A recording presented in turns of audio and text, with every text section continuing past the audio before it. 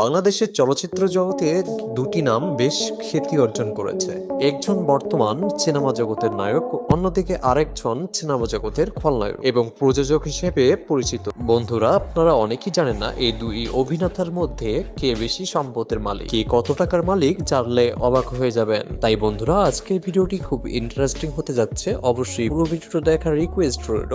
যারা এখনো চ্যানেলটিতে সাবস্ক্রাইব করেনি অবশ্যই সাবস্ক্রাইব করে দেবেন। প্রিয় দর্শক, শাকিব খানের আসল নাম হচ্ছে মাসুদ রানা। তিনি নারায়ণগঞ্জের একটি গ্রামে জন্মগ্রহণ করেন এবং 1999 সালে অনন্ত ভালোবাসা সিনেমার মধ্য দিয়ে চলচ্চিত্র জগতে পদার্পণ করেন। খুব অল্প সময় তিনি সিনেমা জগতে খ্যাতি অর্জন করেছেন এবং বাংলাদেশের শীর্ষ নায়কের তালিকায় বিবেচিত হয়েছেন। মূলত তার আয়ের প্রধান উৎস হলো চলচ্চিত্র। তিনি সিনেমা প্রতি পারিশ্রমিক নিয়ে থাকেন 30 থেকে 50 লক্ষ টাকার মতো।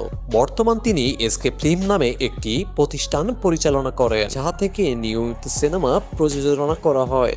এছাড়াও বিভিন্ন ব্র্যান্ড বিজ্ঞাপনের চুক্তির মাধ্যমে অভিনয় করে টাকা ইনকাম করেন। অন্যদিকে ঢাকায় একাধিক ফ্ল্যাট, আবাসিক এলাকায় অনেক জমির মালিক তিনি। শাকিব খান শুধু বাংলাদেশে নয়, ভারত সহ বেশ কয়েকটি দেশে খ্যাতি অর্জন করেছেন। তিনি মূলত রোমান্টিক, অ্যাকশন, কমেডি সিনেমায় অভিনয় করে থাকেন এবং তার স্টাইল ও দক্ষতা দর্শকদের মনের খোরাক জোগায়।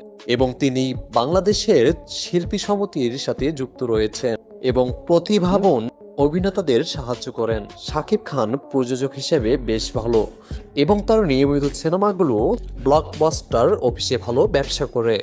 বর্তমান শাকিব খানের স্থাবর অস্থাবর সম্পত্তির পরিমাণ 300 থেকে 400 কোটি টাকার মতো। অন্যদিকে খলনায়ক ডিপজল 1989 সালে সিনেমা জগতে পদার্পণ করেন এবং খলনায়ক চরিত্রে অভিনয় করে ব্যাপক খ্যাতি অর্জন করেন। পরে তিনি নায়ক হিসেবেও কাজ করেছেন এবং প্রযোজক হিসেবে সফলতা অর্জন করেছেন।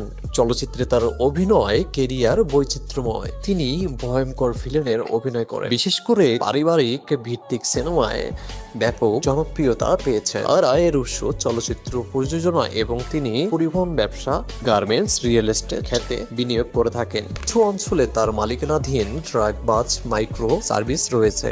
দেশের বিভিন্ন স্থানে জমি ও অ্যাপার্টমেন্টের মালিক তিনি।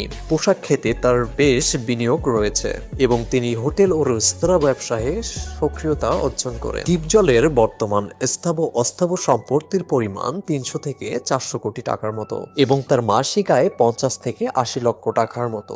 অন্যদিকে চলচ্চিত্র ব্যবসার পাশাপাশি সক্রিয় ভূমিকা পালন করেন এই অভিনেতা। শাকিব খান এবং ডিপজল বাংলাদেশের চলচ্চিত্র জগতে বিশাল দুটি নাম। জনপ্রিয়তার দিক দিয়ে শাকিব খান এগিয়ে থাকলেও সম্পত্তির পরিমাণ দিয়ে ডিপজল অনেক এগিয়ে।